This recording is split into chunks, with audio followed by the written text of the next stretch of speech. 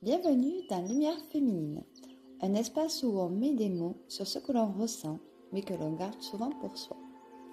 Moi c'est Ingrid et je suis heureuse de vous retrouver aujourd'hui pour un nouvel épisode.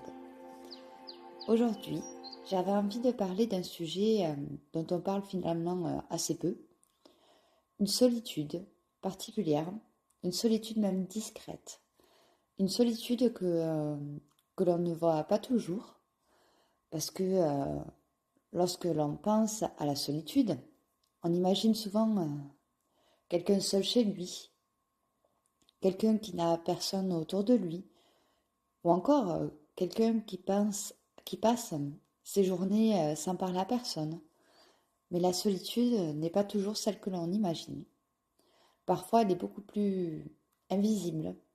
Parfois, on peut être entouré, avoir une famille, des amis, un compagnon, des collègues, des personnes qui nous aiment, et malgré tout, se sentir seul. C'est une sensation difficile à expliquer parce qu'extérieurement, rien ne semble manquer, et pourtant à l'intérieur, quelque chose semble vide. Comme si, s'il existait une distance entre nous et les autres, une distance que personne ne voit vraiment. Et aujourd'hui, j'avais envie de mettre des mots sur cette solitude-là. Parce que je pense que nous sommes nombreux à l'avoir ressenti au moins une fois dans notre vie. Pendant longtemps, j'ai cru que la solitude signifiait simplement être seul. Et puis j'ai compris que ce n'était pas forcément le cas. J'ai compris qu'il était possible de se sentir seul au milieu d'un groupe, de rire avec les autres tout en ressentant un vide, de participer à une conversation tout en ayant l'impression d'être ailleurs, d'être entouré et pourtant parfois profondément seul. Et je crois que c'est justement ce qui rend cette solitude si particulière, parce qu'elle est difficile à expliquer. Quand on est physiquement seul, les autres comprennent généralement,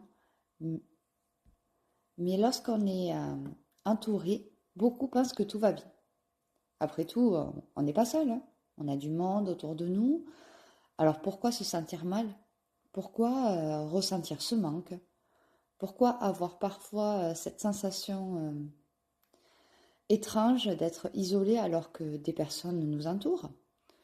Et je crois que c'est parce que la solitude ne dépend pas uniquement de la présence des autres, elle dépend aussi de la connexion que l'on ressent avec eux. Je pense que beaucoup de personnes ne souffrent pas d'un manque de présence, hein. Elles souffrent parfois d'un manque de compréhension, d'un manque de connexion, d'un manque de profondeur. Parce qu'il y a une différence entre être entouré et se sentir réellement rejointe. Être entouré, c'est avoir des personnes autour de soi. Se sentir rejointe, c'est avoir l'impression d'être comprise, écoutée, accueillie, vue pour ce que l'on est réellement. Et lorsque cela manque, une forme de solitude peut apparaître. Même dans les relations les plus proches, je pense que nous avons tous déjà vécu ce moment où l'on aimerait expliquer ce que l'on ressent, mais où l'on ne trouve pas les mots, ou alors on trouve les mots, mais, mais on a l'impression qu'ils ne sont pas vraiment entendus. Et ce n'est pas forcément la faute de quelqu'un, hein. Parfois, les autres font de leur mieux, ils nous aiment sincèrement, mais ils ne veulent pas ce que nous vivons. Ils ne ressentent pas ce que nous ressentons. Il existe certaines émotions qui sont difficiles à partager complètement, hein. Alors parfois, on garde certainement beaucoup de choses pour soi. Et petit à petit, cette solitude invisible, elle s'installe. Je crois aussi que cette solitude est souvent silencieuse, parce que beaucoup de personnes continuent à sourire, continuent à travailler, continuent à sortir, continuent à faire ce qu'elles ont à faire, hein. Personne ne remarque forcément ce qu'elles portent intérieurement. Et pourtant, certaines d'entre elles se sentent incroyablement seules. Je trouve cela assez touchant lorsqu'on y pense, parce que nous croisons chaque jour des personnes dont nous ignorons complètement les combats intérieurs, des personnes qui semblent aller bien, qui plaisantent, qui discutent, qui sourient même, et qui pourtant ressentent peut-être une immense solitude. Parfois, cette solitude apparaît lors des périodes de changement, un déménagement, une rupture, une nouvelle étape de vie, une période difficile. Mais parfois aussi, elle apparaît sans vraiment de raison évidente, comme un sentiment diffus, une impression, quelque chose que l'on ressent sans ressentir, sans réussir à l'expliquer. Et cela peut être vraiment très déstabilisant, parce que lorsque l'on ne comprend pas ce que l'on ressent, on finit parfois par culpabiliser. On se dit, je ne devrais pas me sentir comme ça. J'ai pourtant des gens autour de moi. Pourquoi est-ce que je me sens seule? Pourquoi je me sens tout le temps vide? Pourquoi les autres ne me comprennent pas? Pourquoi, quand je suis entourée de plusieurs personnes, les discussions ne m'intéressent pas forcément? Je suis souvent dans mon monde. Mais les émotions ne fonctionnent pas toujours de manière logique. Et je crois qu'il est important de se rappeler cela. Je pense aussi que notre époque, n'aide pas toujours, hein, bien évidemment, parce qu'avec toute l'évolution qu'il y a eu, tous les réseaux sociaux aussi qu'il y a à l'heure actuelle, aujourd'hui, nous sommes connectés en permanence. Nous pouvons envoyer un message à quelqu'un en quelques secondes, voir ce que font les autres à longueur de journée, avoir accès à leur vie en permanence.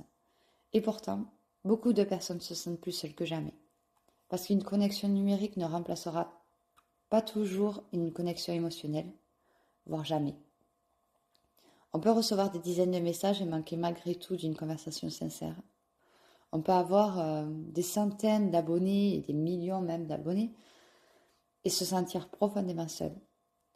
Parce que ce que nous recherchons souvent, ce n'est pas seulement de la présence, mais du lien. Et lorsque cette solitude apparaît, je crois qu'il est important d'être douce avec soi-même. Pas de chercher immédiatement à la faire disparaître, hein, bien évidemment. Pas de se juger, ni de se reprocher ce que l'on ressent, mais simplement reconnaître. Alors oui, aujourd'hui, je me sens seule. J'ai pas de honte, sans culpabilité, sans comparaison. Parce que parfois, le simple fait d'accueillir ce que l'on ressent peut déjà nous soulager un peu. C'est ce que je vous disais encore la dernière fois dans un autre épisode. Il faut des fois accepter ses émotions et se dire, ok, là aujourd'hui, je me sens seule. Et se laisser envahir par l'émotion, ça peut durer 1 heure, ça peut durer 3 heures, tant pis, c'est pas grave. Mais il faut avoir aussi ce déclic derrière et de travailler aussi sur le pourquoi je me sens aussi seule. Qu'est-ce qui fait chez moi que je me sente aussi seule? Comment je fonctionne? Comment je peux changer cela? Et si vous vous reconnaissez dans cet épisode, j'aimerais vous dire quelque chose.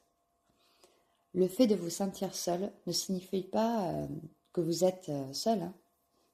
Le fait de vous sentir incomprise aujourd'hui ne signifie pas que vous le serez toujours. Le fait de traverser une période de solitude ne signifie pas qu'elle durera éternellement. Les émotions évoluent, les rencontres arrivent, les liens se créent, et parfois, là où il y a du vide, quelque chose finit doucement par fleurir. Merci d'avoir partagé ce moment avec moi. Si cet épisode vous a parlé, n'hésitez pas à suivre Lumière Féminine et à le partager autour de vous. On se retrouve bientôt pour un nouvel épisode. Et je vous dis à bientôt. Prenez soin de vous. Bisous bisous.